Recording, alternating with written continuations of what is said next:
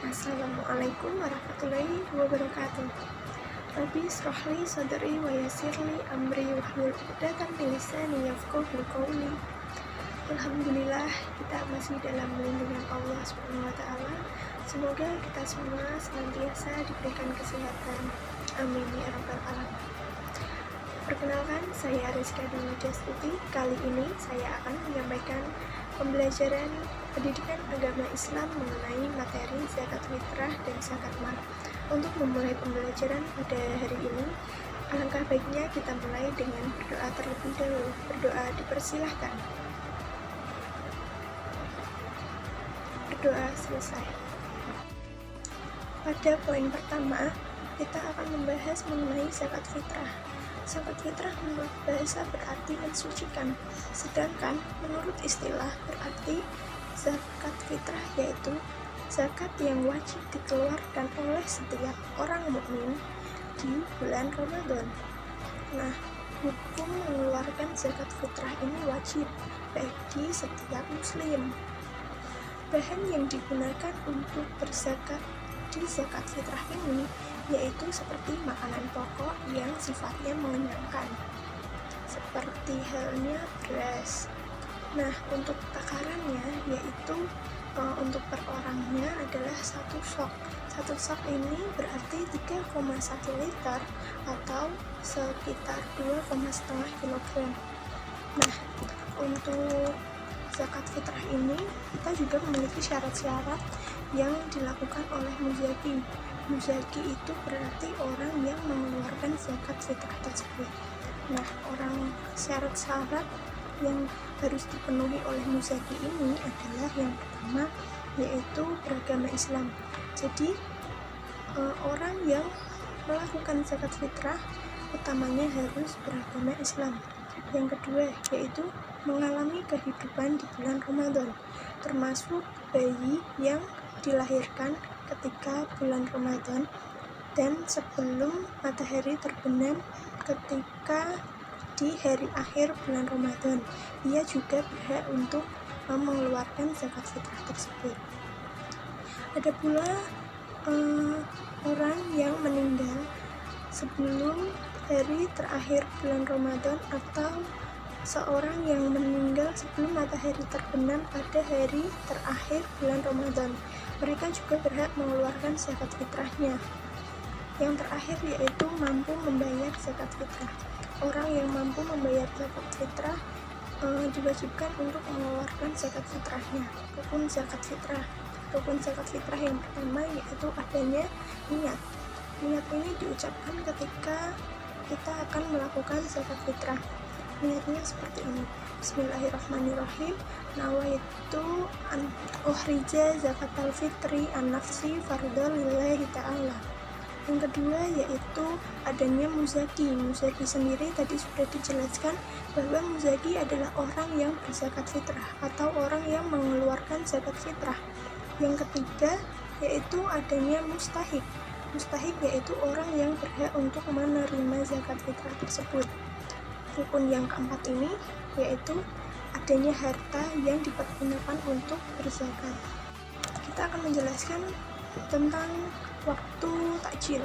Waktu takjil ini dilakukan sejak awal Ramadan sampai akhir Ramadan sebelum tibanya waktu maghrib. Jadi kita diperbolehkan membayar zakat fitrah itu di awal bulan Ramadan hingga di akhir bulan Ramadan sebelum tibanya waktu maghrib. Nah, yang kedua ini yaitu waktu wajib. Waktu wajib itu berlaku semenjak matahari terbenam atau ketika sholat maghrib sebelum subuh tanggal 1 Syawal. Nah, di waktu wajib ini berarti kita boleh melakukan pembayaran zakat fitrah dimulai semenjak matahari terbenam atau ketika memasuki waktu sholat maghrib sampai sebelum tanggal 1 Syawal. Yang ketiga ini yaitu waktu lebih utama atau waktu afdolnya. Nah, waktu afdol ini dimulai ketika selesai sholat subuh pada tanggal 1 Syawal dan sebelum pelaksanaan sholat Idul Fitri. Poin yang kedua ini yaitu zakat mal. Zakat mal berarti zakat atas harta yang dimiliki seseorang, digunakan untuk membersihkan harta yang dimilikinya dengan cara memberikannya kepada orang yang berhak menerimanya dengan ketentuan nisab dan syarat yang telah ditentukan oleh agama Islam. Nah, rukun dari zakat mal itu sendiri harus ada dalam pelaksanaan zakat mal. Yang pertama yaitu niat, kita mengucapkan niat dalam hati. Yang kedua yaitu adanya orang yang membayar zakat. Yang ketiga yaitu adanya orang yang menerima zakat. Yang keempat yaitu adanya harta yang akan dizakatkan. Lalu ada pula syarat wajib untuk melakukan zakat mal. Yang pertama yaitu beragama Islam. Jadi kita melakukan zakat mal bagi orang-orang yang beragama Islam. Yang kedua yaitu merdeka. Jadi seperti Buddha itu tidak wajib untuk mengeluarkan zakat malnya. Nah, yang ketiga yaitu memiliki harta yang sempurna. Yang keempat yaitu harta yang dimiliki sudah mencapai nisab dan haulnya. Ada 5 macam harta yang wajib dikeluarkan zakatnya. Yang pertama yaitu emas atau perak. Ada harta perniagaan, pertanian, peternakan, dan harta temuan atau rikas. Emas dan perak yang telah tersimpan selama 1 tahun lamanya wajib untuk dikeluarkan zakatnya. Nah, nisab untuk emas ini sebesar 93,6 gram atau 85 gram. Untuk nisab perak yaitu 624 gram.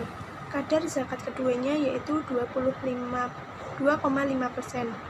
Nah, untuk harta selain emas dan perak seperti uang yang kita tabungkan itu juga wajib untuk dikeluarkan zakatnya. Untuk nisabnya disamakan dengan nisab emas tersebut. Lalu yang kedua yaitu adanya harta perniagaan. Harta perniagaan ini harta yang diperdagangkan. Nisabnya dihitung dari harta milik sempurna dan tidak termasuk pinjaman kepada orang lain. Nisabnya senilai dengan emas dan kadarnya pun juga senilai dengan emas. Yang ketiga yaitu peternakan. Binatang ternak atau binatang peliharaan yang wajib dikeluarkan zakatnya yaitu seperti kambing, kerbau, sapi, dan unta. Adapun perhitungan zakatnya akan ditampilkan di tabel berikut. Nah, selain peternakan di atas yang telah disebutkan di dalam tabel, adapun unggas atau budidaya perikanan, perhitungan zakatnya pun disamakan dengan kadar zakat di dalam perhitungan emas atau perak yang sudah disampaikan tadi. Nah, yang keempat ini yaitu pertanian. Pertanian yang dimaksud yaitu pertanian yang membahas tentang produksi makanan pokok seperti beras, jagung, gandum, sagu, dan lain sebagainya. Zakat untuk harta ini diberikan saat musim panen tiba. Jadi tidak harus menunggu 1 tahun lamanya seperti zakat-zakat yang lainnya. Nisabnya untuk zakat pertanian ini yaitu 750 kg sama dengan 5 wasak, atau zakat kadar zakatnya yaitu 10% jika tidak ada tambahan biaya pengairan, 5% apabila ada tambahan biaya untuk pengairan. Adapun hasil pertanian atau perkebunan yang bukan makanan pokok seperti tembakau, teh, karet, sampai buah-buahan, itu zakatnya dan nisabnya disamakan dengan kadar zakat pada emas. Yang kelima ini yaitu mengenai tentang harta temuan atau rikas. Harta rikas adalah harta yang terpendam yang telah ditemukan, atau bisa dikatakan seperti harta karun. Nah, harta itu sudah tidak berpemilik lagi. Nah, untuk harta yang ditemukan itu, harta itu menjadi haknya. Namun, harta itu juga harus dikeluarkan zakatnya sebesar 20%. Jika harta rikas ditemukan di Indonesia, maka kita sebagai warga negara Indonesia juga harus mengikuti peraturan positif yang ada di negara Indonesia tersebut. Ada pula zakat profesi, ini merupakan zakat yang baru. Nah, zakat profesi ini seperti profesi seorang guru, seorang dokter, wartawan, model, dan lain sebagainya. Mereka juga wajib untuk mengeluarkan zakatnya. Zakatnya ini memiliki ketentuan bahwa nisabnya disamakan seperti emas, dan kadar zakatnya ini yaitu 2,5%. Untuk teknik pembayarannya bisa dilakukan setiap 1 tahun sekali, 1 bulan sekali, bahkan ketika ia sedang mendapatkannya. Lalu adapun orang-orang yang berhak untuk menerima zakat fitrah dibagi menjadi 8 golongan. Yang pertama yaitu adanya fakir, miskin, amil, mu'alaf, rikob, ghorim, sabilillah, dan ibnu sabil. Ada pula hikmah yang dapat kita ambil dari zakat fitrah dan zakat mal yang telah saya terangkan di atas. Yang pertama, sebagai ungkapan rasa syukur kita terhadap nikmat yang telah diberikan oleh Allah Subhanahu wa Ta'ala. Yang kedua, yaitu dapat menghindari kesenjangan sosial antara yang kaya dengan yang miskin. Yang ketiga, sebagai alat pembersih harta dan penjagaan dari ketamakan orang jahat.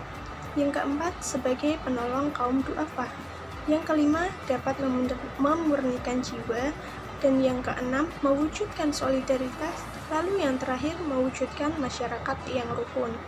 Nah, ada pula perbedaan antara zakat fitrah dan zakat mal. Zakat fitrah ini digunakan untuk mensucikan jiwa, sedangkan zakat mal digunakan untuk mensucikan harta yang kita miliki. Zakat fitrah itu kadarnya 2,5 kilo. Nah, sedangkan zakat mal itu kadarnya tergantung oleh banyak dan sedikitnya harta yang kita miliki. Lalu, waktu pelaksanaan zakat fitrah itu ketika memasuki awal bulan Ramadan sampai memasuki waktu Idul Fitri, sebelum waktu Idul Fitri. Nah, untuk pelaksanaan zakat mal ini tidak ada ketentuan pelaksanaannya, tergantung dengan masing-masing haul yang telah ditentukan. Nah, mungkin cukup sekian pemaparan materi pembelajaran kali ini mengenai zakat mal dan zakat fitrah. Semoga materi yang saya sampaikan dapat diterima dan dapat dicerna dengan baik, serta dapat diamalkan dalam kehidupan sehari-hari. Kurang lebihnya mohon maaf. Wabillahi taufiq wal hidayah. Wassalamualaikum warahmatullahi wabarakatuh.